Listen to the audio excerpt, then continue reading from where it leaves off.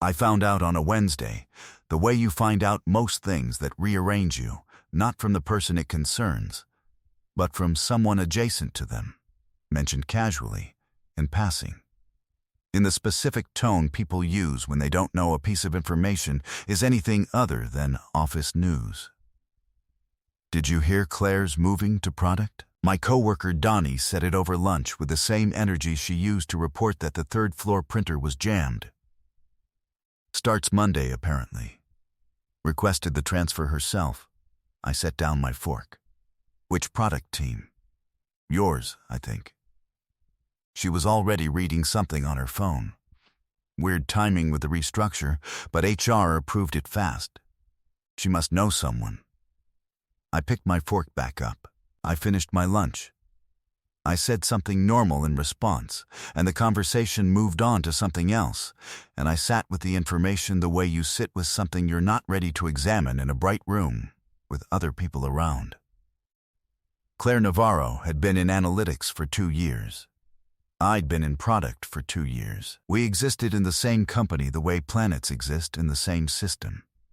Aware of each other, operating in related orbits, close enough to feel the pull, and far enough to call it professional courtesy. We had the kind of relationship that was built almost entirely in the margins of other things. The 10 minutes before an all-hands, where everyone mills and someone ends up standing next to someone. The company kitchen at the specific hour when 2 departments overlap. The slack thread that starts professional and ends, somehow with a joke that only lands for 2 of the 14 people in it. I knew she liked her coffee the way people like it when they're not pretending. Black, hot, no ceremony. I knew she had a habit of sitting slightly sideways in chairs, like she was always halfway toward leaving. Which she'd told me once was because she was always thinking about the next thing, and her body went there before she did. I knew she was the person in a meeting who said the true thing after 3 other people had said the comfortable thing, and said it without aggression. Just with the flatness of someone who had decided that the cost of being honest was lower than the cost of watching a room agree itself into a bad decision. 2 years of knowing someone in the margins, and she had requested a transfer to my team on purpose and not mentioned it to me. I sat with that on the walk back to my desk. I sat with it through 2 hours of work that I did adequately. Then I opened Slack and typed, "I heard a thing." She responded in 40 seconds. Which thing? Monday. A pause. Longer than 40 seconds this time. Then, are you asking me about it? I'm asking if you were going to tell me. I was going to let you find out and see what you did with it. I looked at my screen. I looked at it for a while. That's a strategy. I thought so. What was I supposed to do with it?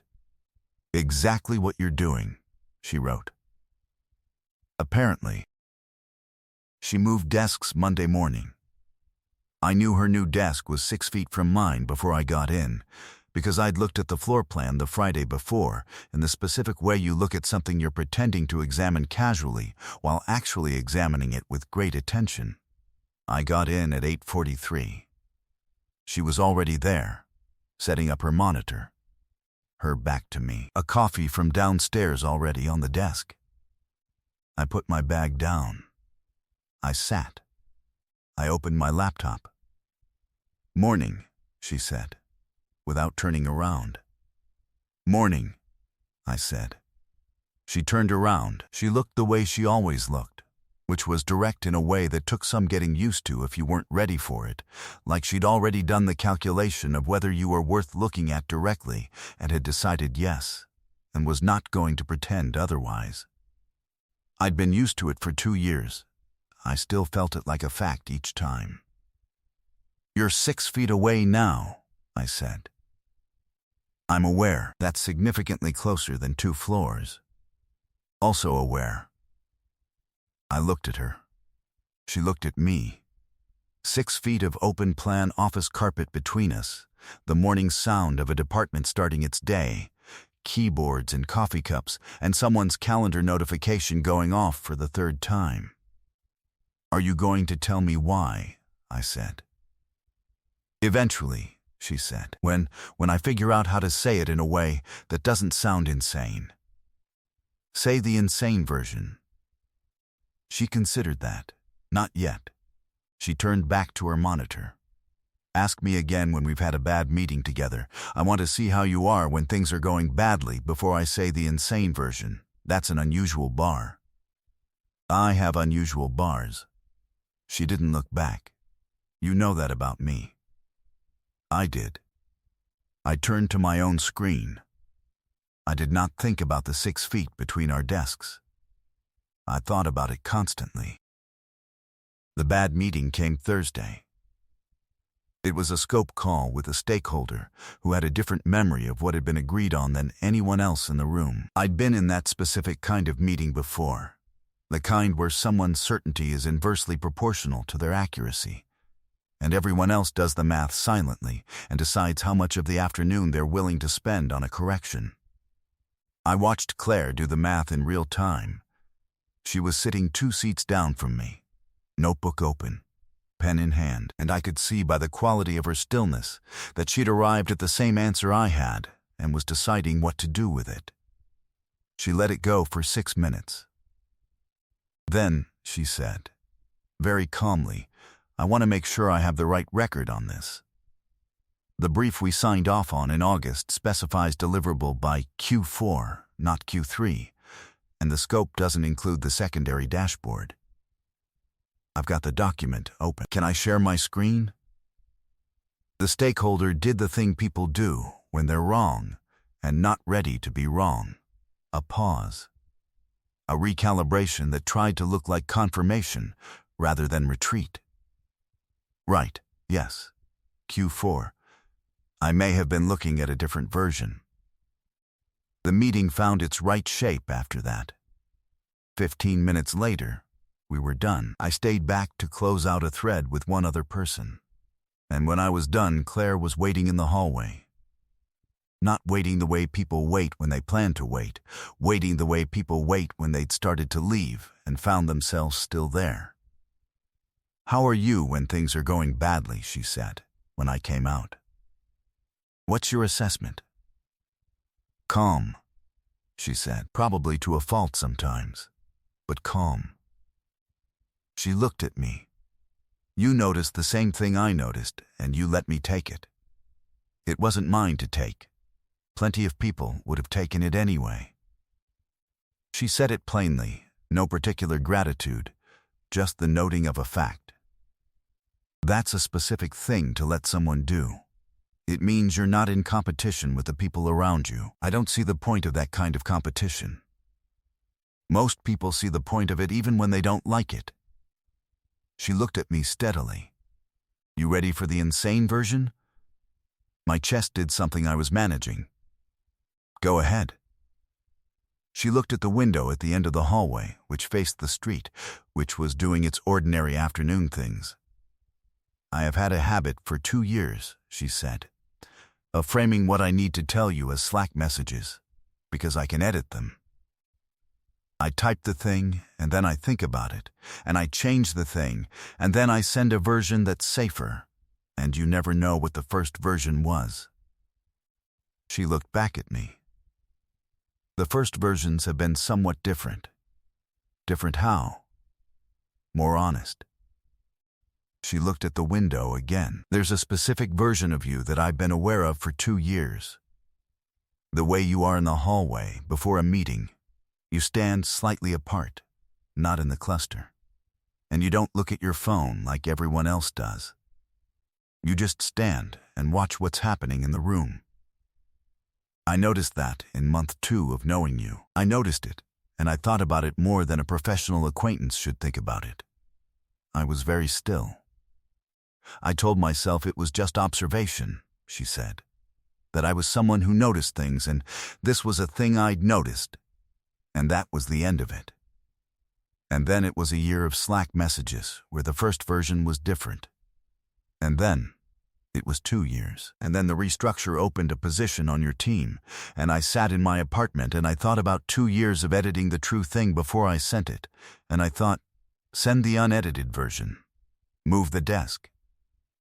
Find out if this is something or if the 6 feet of distance is going to cure it. Is it curing it? I said. No, she said. It's worse, actually. Worse. Much worse. She said it without drama. Just the fact of it. You got coffee this morning and you came back and put one on my desk without asking how I take it, because you already knew, and I spent 10 minutes thinking about the fact that you already knew before I made myself stop. I looked at her.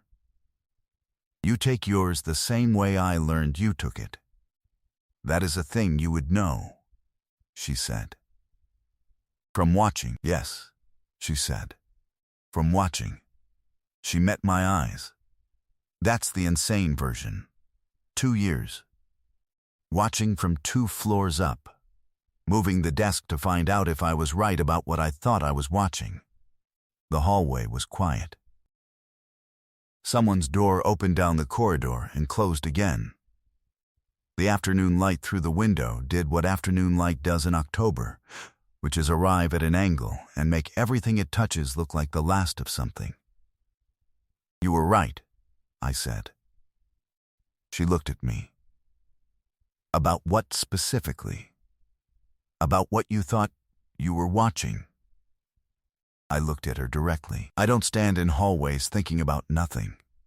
I've been thinking about the same thing for 2 years. The thing in the margins. The Slack thread with 14 people where the joke only lands for 2. Something moved in her face that was not surprise. It was the thing beneath surprise. The thing you feel when a thing you were not sure was real turns out to be real. Not shock. Confirmation, the specific release of a breath held long enough that you'd stop tracking the holding. You never said, she said. You were 2 floors up. I moved. I know. I looked at her. That's the loudest thing you've ever said to me. She was quiet for a moment.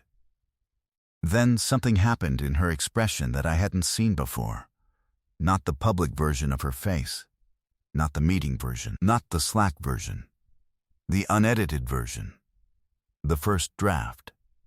It was quieter than I'd expected, and also more certain. I want to know what the Slack messages actually said, she said. The first versions. The ones I didn't send. So do I said. And I want you to actually send them. That's going to take some time.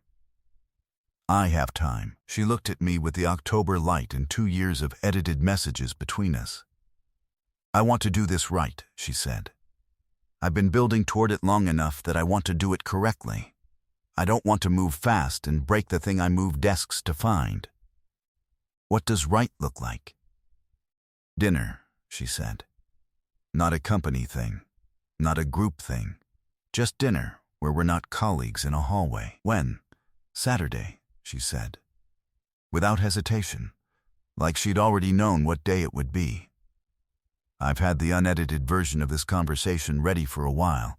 I just needed to know you were ready to hear it. I've been ready, I said. I just didn't know you were planning to move the desk. I almost didn't, she said.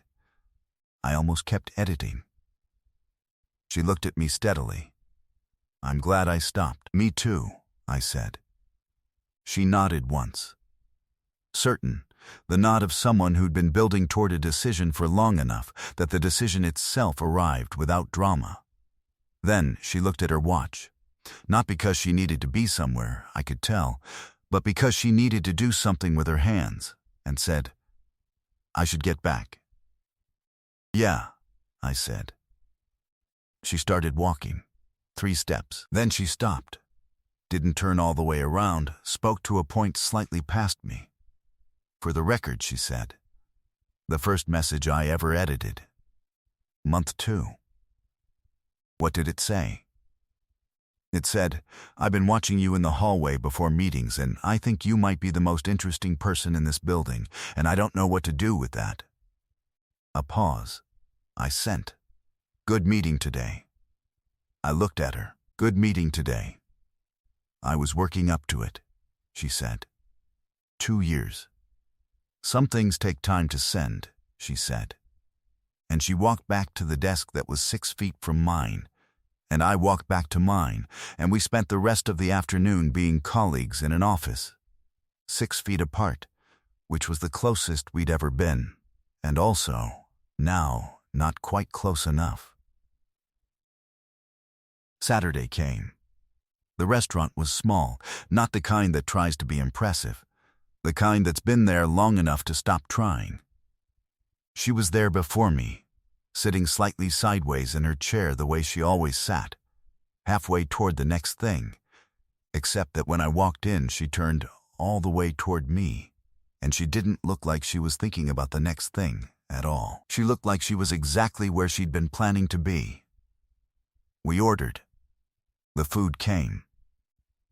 Somewhere in the space between the first drink and the main course she told me what the other first drafts had said, the ones from the 2 years of edited messages, and I told her the things I'd noticed and never had an occasion to say. Not as confessions, as facts that had been waiting for the right table to be placed on. She laughed at something I said the way she'd always laughed at things I said. I laughed at something she said the way I'd always laughed. Nothing different about the laughing, everything different about what we were calling it. At the end of the night, outside the restaurant, she looked at me with 2 years of first drafts and 6 feet of office carpet and 1 transferred desk finally behind us, and she said I was right.